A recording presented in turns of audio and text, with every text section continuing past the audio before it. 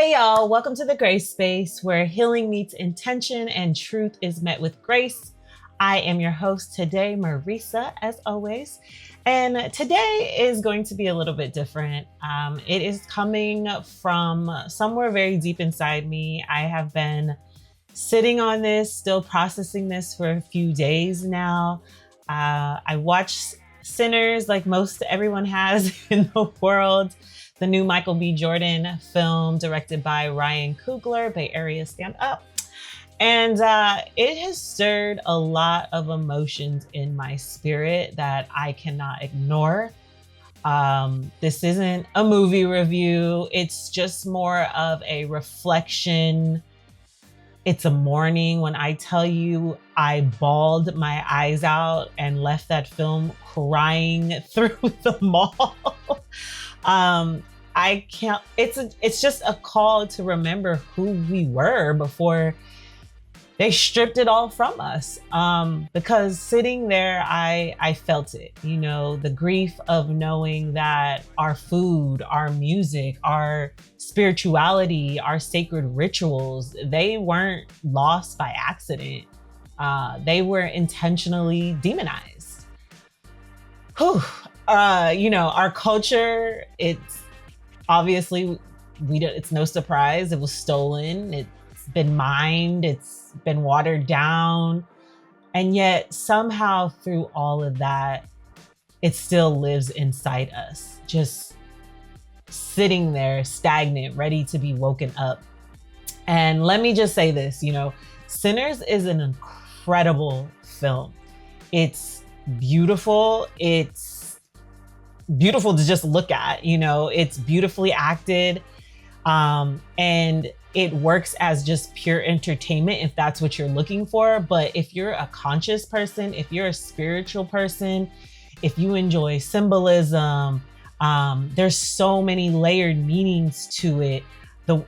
I love that. That's something I love. My husband made a comment the whole time I was thinking, I was like, oh, Marisa is tearing this to shreds in her brain. And I was, this movie's going to stick with you either way it goes. It reminded me of, like a Kendrick Lamar album where every scene, every visual, every word could be broken down and discussed for hours.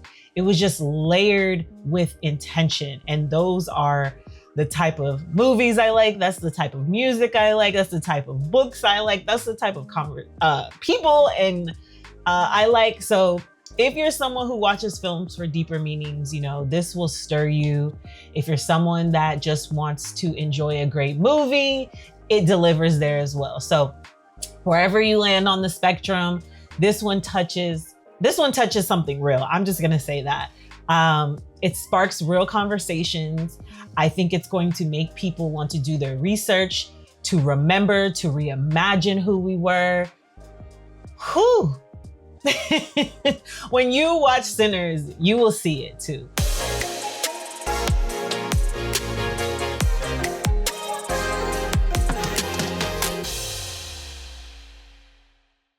This episode is going to have tons of spoilers, so I'm assuming y'all already watched it, because I just need to talk about our rhythm, our music, our movement. It's more than just entertainment. It's a memory, it's survival, it's just sacred, and practices like drumming and singing and storytelling, preserving food. I just was pickling last night. They're not just hobbies. They were acts of survival. They were spiritual acts of survival. And no matter how hard they tried to erase it, no matter how much they tried to take it away, that blood memory, it just cannot be erased. So I first want to start with the realization, the church. I'm just going to say it like that. The realization brings me back to, a place that shaped my understanding of God, of freedom, of what salvation looks like. Growing up, like many people, I'm sure, I was taught stories about deliverance and grace, but what they didn't teach me as I'm growing up is what I had to find out on my own. And to me, that's the truth. As someone who deeply believes in God, you know, that part hurts to say, but it's very true. You know, I have found myself over the last few years mourning the church. You know, I mourn what it could have been. I mourn the way the real story, the real power was hidden from us. It wasn't until I was grown, really, you know, after I visited Israel, that I learned the real identity of Jesus. And I don't even like to call him Jesus at this point. I do it just out of like habit. My name is Marisa, so I'm not going on a tangent, but for so long, people called me Marissa my whole life. And I would tell them my name and they would say it differently. And I remember it wasn't until a few years ago where I finally got the courage to correct people to pronounce my name properly. And I remember that feeling. And I remember God's voice so clearly telling me, like, do you feel how that feels? Like, for someone to call you by your real name? Like, that's how I feel when you don't call me by my name. And I just remember that vividly. So Yeshua, and I don't even think I'm saying that right, because I think it's more of like, yes, like you're breathing, Yeshua, like, so whatever, just piggyback on a tangent. So, but piggyback where I was left off, you know, the images that we were fed have been manufactured, you know, the celebrations that we honor are tied to really like conquest and control. And the more I travel around the world, I'm able to piece these things together. And still, God is bigger, right? Bigger than the four walls of the system that was built to control us. You know, there's spirituality that is older than colonization, older than oppression, and it still lives in us. This year, you know, my daughter asked me, what does a bunny rabbit have to do with Yeshua, with Jesus? And I realized I owe them enough to teach them the truth. I owe them to keep digging and to be honest with them that we'll never know fully what the truth is, but we can still question things and we can still ask questions with no consequences in today. So I say that to say that the reflection on the church leads me to, you know, a scene in the beginning of the movie of Sinners where the preacher's son, his name is Sammie, he walks into the church and he's looking for his guitar because his daddy took it from him. And his father, who is the pastor, responds with shame, with judgment, you know, ultimately telling him like he's about to go play for sinners. And that hit different because for so many of us, and I'll just speak for myself, you know, we got that message too a lot of ways in church, that a lot of things that we found joy in equals sin. And a lot of the music that we loved equaled sin. Certain creativity outlets that we have are sinful. And they taught us that salvation looked like sitting in quiet pews, reading from hymn books, following rules written by oppressors. But if we're honest, Yeshua wasn't confined in four walls, right? He was in the streets. He was healing. He was feeding. He was loving. He was speaking truth. And if we really think about it, it wasn't about control. You know, it was about connection. Again, it was about truth. And this is where that shame runs so deep for some of us. And it's not only, it's like we were taught to fear joy. And we were taught to fear our own history and to seek our own history. And this is not easy for me to talk about because, again, I still mourn the church. I still watch church on TV. I still go to my home church, but it's just different. I see it with different eyes. And, you know, the Black church, especially in the South, it has a complicated legacy. And this is what the film, I believe, shares, or how I perceived it. You know, there was a time, especially in the post-emancipation, when spiritual practices like Hoodoo, like Rootwork, like conjuring were common in our communities. They weren't evil, you know, they weren't understood by them. They were our way of surviving. the healing, the herbs, the protecting our homes with floor washes and blessings, and carrying mojo bags for safety, and speaking psalms as spells. You know, over time, as Christianity became, I believe, more institutionalized and used as a tool to control us, those practices were labeled as witchcraft, and they were demonized. And we were told, I feel like, that anything outside that Bible, especially if it came from Africa, was from the devil. And I remember reading a book during COVID called I think it's the Willie Litch, like How to Make a Slave. Don't quote me. I'll put it in the caption. But the first thing that stood out in the first few pages was this slave master. I believe he was speaking to a congregation, and in his mouth he said, "As I clench my King James Bible." And that made me cry, I remember, because I was just thinking like, oh, as you hold this King James Bible that was taught to us, you are basically telling these people how to oppress us and how to keep us under control. That's control. And that's what colonization is, repackaged as righteousness, in my opinion. And so when Sammie is shamed in the church, for playing music that moves people, like, I felt that, because that was his natural born gift to use his voice. Because it wasn't just about the music, right? It was about our spirits being policed almost, and how our roots, our African spirituality, were painted as something to be feared. And they probably did fear it because they didn't understand it, because they don't have it. And when they were always like, I just feel like this should be something that should always be honored. I don't know. And that was just the opening scene. So I'm telling you, when my brain was watching this and hearing this, it was on 100. So I'll move on though. I also wanted to chat about like reflecting of the Indigenous memory and their power. The themes of like spirituality and suppression, sinners. They also highlighted the resilience of Indigenous culture. There's a scene where the Indigenous people, they're moving from house to house at sunset, searching. They know something is evil is coming. Like, something evil is out there and they are looking for it so that they can take care of it.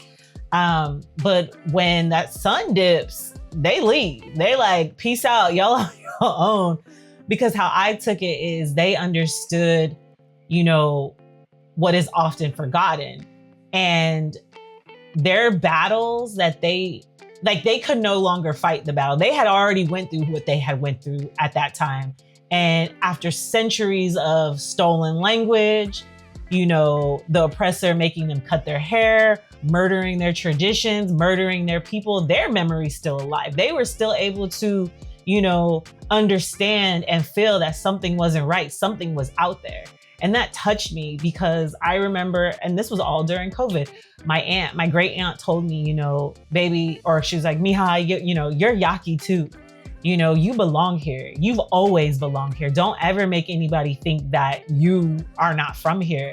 And so I remember I started digging through Yaqui culture and visiting museums and reading about how the children were forced to cut their hair because their hair had so much power, and they were stripped from their native language. They were no longer able to speak in their tongue. And I was just staring at stolen artifacts behind a glass, and I just remember bawling, crying, similar to what I did in this movie. And I realized, we don't learn about Indigenous culture like how we should here. We have to go find it. We have to then go remember it, and then we have to go share it. And I was thankful that Sinners, remembered that for us. And I say us because I feel like I'm finally accepting, like, oh yeah, like that is a part of me too. And that was very beautiful. And I hope they do sequels and prequels or whatever, because that was a beautiful moment to pay homage to the Indigenous that were on this land, still trying to take care of it and protect it. So, this exploration, of suppression and cultures, that just brings me to then the scene. His name is Delta Slim. And he was in the car with the twins, and one of the twins, I think it was Slim, or I don't know which one. But he starts to tell his story about how, him and a few other gifted musicians,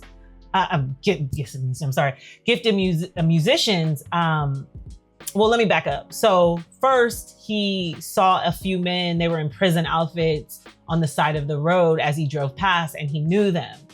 And they were imprisoned, obviously. And then he started telling the story about how white people basically took them around. They were gifted musicians, and they made them perform everywhere. And there was an incident where they lied on a few of them, locked them up, and then a few of them were actually hung. And as he starts to, talk about this painful story, you can see him transition into song, and he just begins to sing, like it just comes out in song. And you can see that pain coming through that music, and his sorrow and his rage, and just him just trying to survive. And that was just a beautiful moment in itself. And it began to make me think of the Bone Thugs and Harmony story. I don't know if you guys know that story, but they told a story in the past about being invited to, a private event where executives were there to talk about music, especially hip hop. And basically they told them that the music was being fed into the prison system. And yeah, that just changed the whole trajectory of Bone Thugs and Harmony. But that's where my mind went in that scene.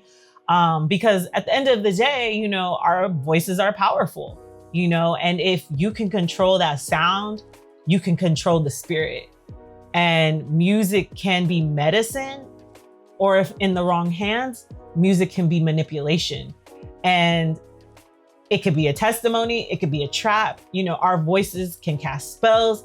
And that's why I feel like they've tried to take that from us, and I can go on and on about that. Like I said, I feel like every piece is so deep, but that's what I took from that scene. So, and so, yeah, so from survival, I'm going to go from survival then now to building. And, Smoke and Stack, they were basically through the movie going door to door, gathering, people they know, mostly Black people, to build something, this juke joint, a place of survival, a place of joy, but also a place where Black people could just be fully themselves, unfiltered, unapologetic, unwatched. And it shows us something deeper, right, of entrepreneurship and the power of Black people building together, creating spaces with our own hands, owning what we create. And I think even today, we still try to find that. We still try to create those spaces. And there was a part in this scene where they pull in a few Asian people, and, you see that alliance out of necessity. I thought that was a beautiful thing to see as well. On the surface, very, very beautiful. To see different communities building something together in a time of survival. But what also stood out on the flip side of that beauty was that the Asian people had stores in both the white area and the Black area, playing both sides, being that middleman. And I still see that true today, where other communities learn how to benefit in proximity to Blackness, without ever fully standing with us. We see that a lot in our community, and they appease both worlds.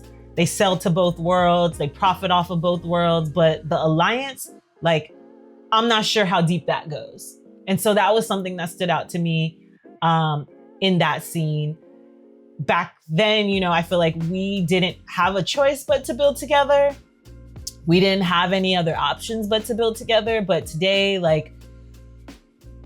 we've already been taught, that, you guys know, spending money with white people is more valuable, that their products, their services, their validation means more than spending with Black people. And although that I understand being a business owner, being an entrepreneur, I understand the lack of resources that we have, the lack of opportunities that we get, you know, and so then when we are backed by them, it changes our life. And there are other people that have done it without them too. So I understand both sides. I'm not saying one is right and one is wrong. It's just something that stood out to me.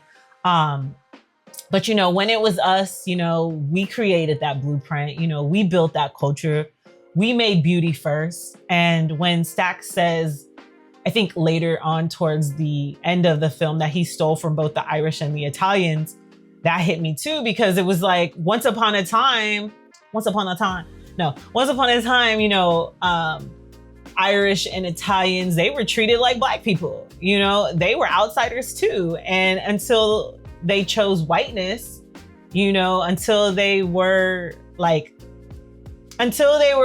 integrated in white rights, you know, they were with us. And stepping over that solidarity to climb inside the house, you know, again, we're left outside. So that part stood out to me too, when he said that he stole from both worlds, because once upon a time we were all treated the same. We were all treated the same by them. So I'll leave that alone. But then now I really want to talk about the most remarkable scene in the movie, the juke joint. This unity, you know, in this juke joint scene, the celebration of Black joy, of Black cultures, of different spirits. You see Sammie, he starts singing, and then he's transcending of dancing and singing and the joy and just having a good time. And then they show us the interweaving between, you know, Native dancing and African dancing and Asian dancing and those cultures and that fusion. And you see this intersection of the future of hip hop and ballet hit me because my girls are in ballet, and how, you know, we're just intertwined in everything. We're interweaved in everything. And it was beautiful. It was such a beautiful moment. It was like one of the main moments in the film. You know, they created that famous image, that famous jazz image. And it was just pure joy. And then you see how the cultures, they were kind of intertwined into African traditions. That was very powerful. And of course, when we're having a good time, having fun, who is lurking outside? The vampires. Dun, dun, dun. But yeah, all jokes aside though, it made me feel like, oh, this is what it means for certain communities to come in, watch us do our thing, watch us have a good time. And they come into our culture to steal, to monetize. It was just interesting that they were just outside watching us. And then we're just left with the crumbs, right? You know, then they control us, how they've controlled our music, how they've controlled benefiting from the things that come naturally from us. And I just think it's funny because they aren't the ones that created it. They aren't the ones they're not the OGs of this. But somehow, you know, we're the ones still struggling to get their approval, get them to sign us, get them to see us. And so I just thought that scene was very deep, of them watching us have fun, listening to our voices, just salivating out the mouth of us, you know. It's just like so deep, but it's such a beautiful scene. It's such a beautiful scene of us and us just coming together. Yeah, but of course, they're out there lurking. They can't help themselves. I think I jumped around a bit, but I did want to talk about the Black love in this. And it's woven throughout all of this, you know, this Black love. Annie, she is practicing Hoodoo openly, beautifully. And Smoke is in that scene, and she's talking about protecting him and covering him and praying over him. And she's preparing his mojo bag with the herbs and the rituals. And there's just this honest, humbling moment. She says, she's basically saying, like, I don't know if, because he's like basically challenging her on all this. And she's like, I don't know if it's worked right, but like, you're still alive, you're here. And he just kind of sits back and lets her do her thing. But that shook me because it's like the power of a praying Black woman, whether it be now in the church or then, you know, doing these African spiritual practices, you know, that covering, that kind of covering is what we always say our Black men need. You know, women who know how to call down protection, how to call down healing and strength over the people that they love. Women who move between the physical and the spiritual intention. And it just makes me think how much we were never taught.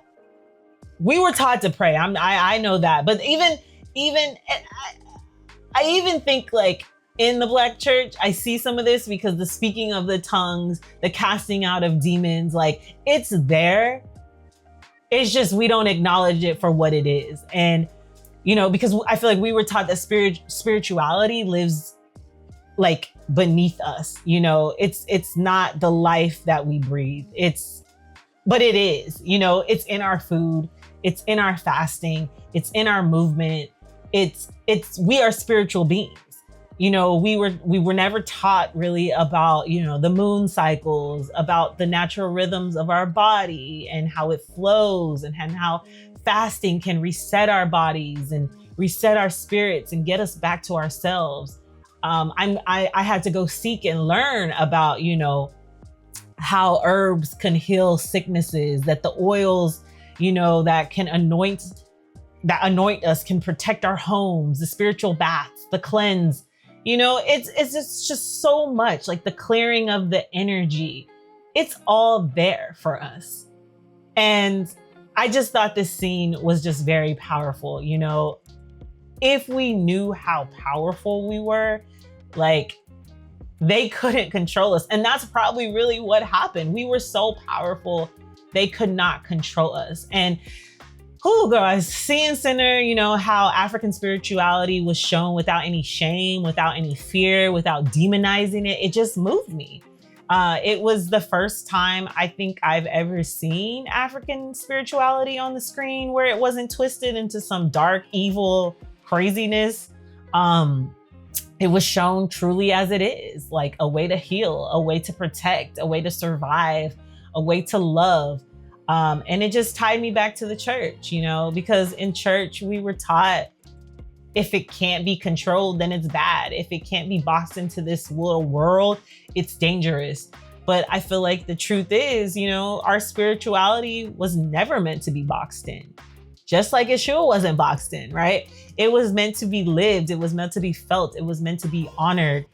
And it's still here, you know, carried in our blood, in our bones, just waiting for us to remember who we are and what we are capable of. So that was my Black love moment. But there's another part that stood out. It was the early on in the movie, the twins buy land from this white man and they shake hands, they exchange smiles kind of, and they exchange money, most importantly. And Stax warns him, he says, I think it was Stax, forgive me. If I see any of your Klansmen on my property, it's on site. Like, I'm killing them. Don't you try me. Because he already knew, like, I'm not about to give you all this money, work this hard, and y'all come and play around with my business. So sure enough, you know, like at the end of the movie, something happens where he knows that they're coming for him. And so he prepares, you know, the vampires, not the vampires, but the clans, like the white people. And essentially that showed me that like the freedom that he was promised was ultimately a lie, because they had no intention to just sell that land to him and let him live out his dream. Their intention was to take his money and then kill him. So the deal was never real. And that's how I feel about America, honestly. Like, freedom is promised, freedom is stole. Freedom is promised, freedom is sold, and then freedom is stolen. And I'm not gonna lie, when that movie ended, that scene ended, I was just like, so is there not a way to have freedom? Like, are we just in this Delulu land of what freedom is to us? And that was a hard pill to swallow for me. I think that's really, like, it was very emotional. that scene. I was happy to see him, you know, live his life off with his wife and child in the afterlife. So that was very beautiful. I'm sure there's tons of meanings there as well. And then what else? I think maybe like the end, this Cooning end where I think it stacks. He's still a vampire. He walks hand in hand with his white woman. He's wearing his gold grills. He got chains on. I think he's in a Coogee sweater, y'all. I don't know, but he's just dripping in Black culture basically, but just hollow inside. Like he's a vampire. He's not alive inside. And it just stringed even more because, you know, the woman he's holding hands with, she's the same woman we saw earlier, singing with us, dancing with us, laughing in the juke joint, moving freely between both worlds, you know, being white, but wanting to be Black, I guess. I don't know. But she was able to benefit off of Black joy. But when the time came, she didn't protect him. You know, she essentially betrayed him because she bit him. She chose her whiteness. That's how I took it. Like, she betrayed him. Because the thing is, you know, some people can move between two worlds. They can dip into Blackness. They can dip in the rhythm. They can dip in the joy, the soul of Blackness, and then they can disappear into their whiteness. We've seen many artists do it. We've seen many actors do it. Many influencers do it for their own protection. But we don't get that choice, right? Like, of people of color, we don't get that choice. We never did.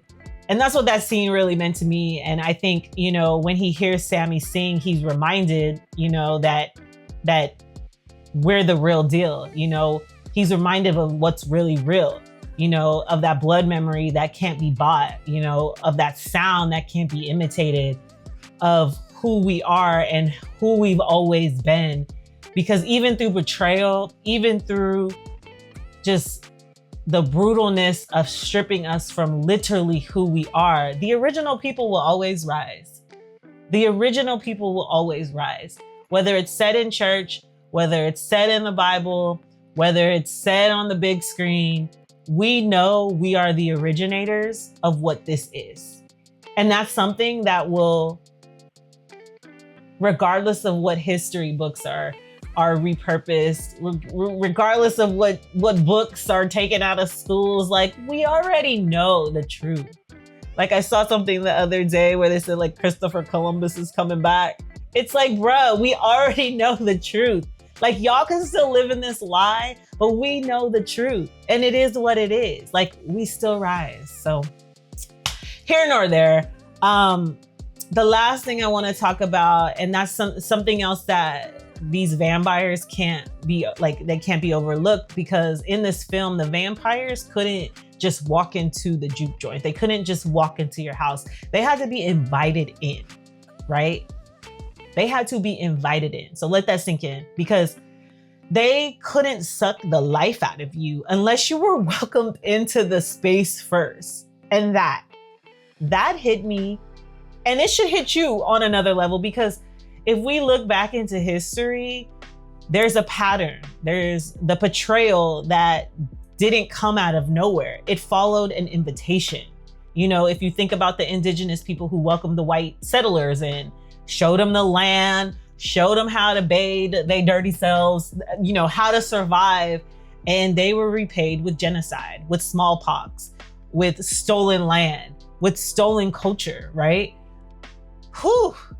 The African betrayal, you know, where Europeans came under the guise of like a trade or a partnership, where I believe, I know this is deep, y'all, but like the local kings not knowing the full plan, and they were manipulated, so they say, you know, in handing over land and labor for people and even people, right, I guess. And before they knew it, you know, entire communities were shackled and they were in the transatlantic slave trade. So it's just like, the betrayal came after the welcome, after the trust. And if we fast forward to now, it's like we see how we continue to invite them in. I can go on that. I can go on a tangent of that.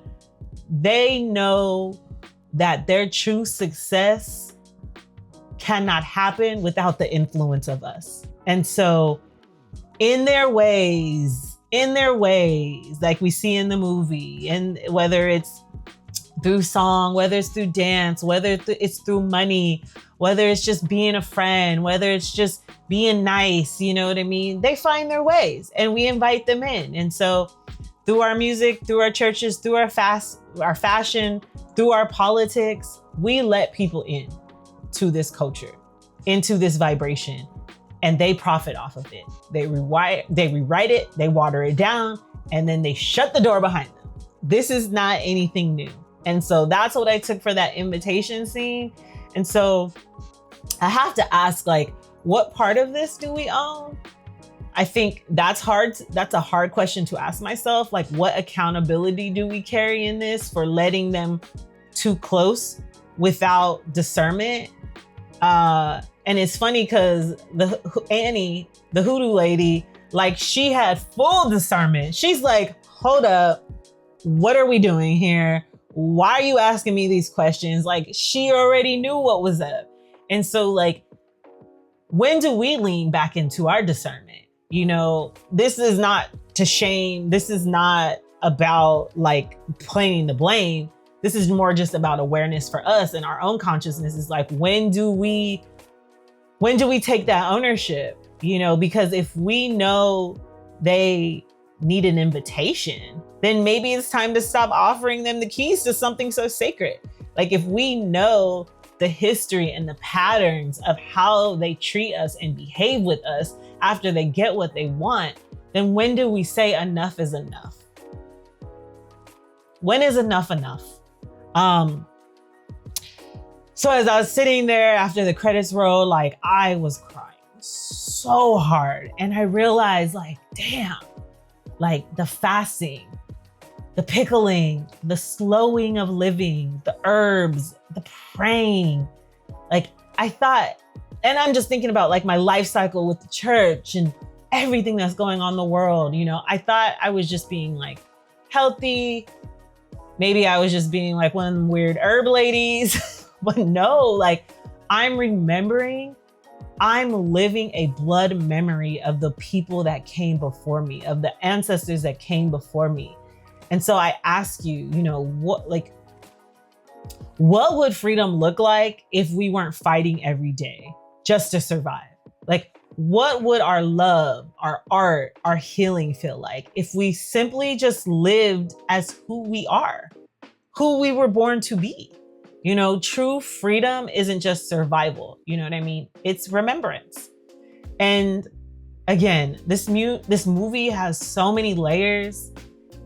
It's so deep. I left out so much because I didn't want to spark a frenzy, but it's like, there's so many things you can reflect on. You know, a few things, it's like, what parts of your life are actually ancestral memories just trying to wake up? Like, for me, I feel like it's the pickling, it's the making of bread, it's the using of the herbs, you know, it's the deep breaths, it's the slower of living. It's me trying to get out of this, I want to be a strong woman and be a man and not have no man. Like, it's all those things for me.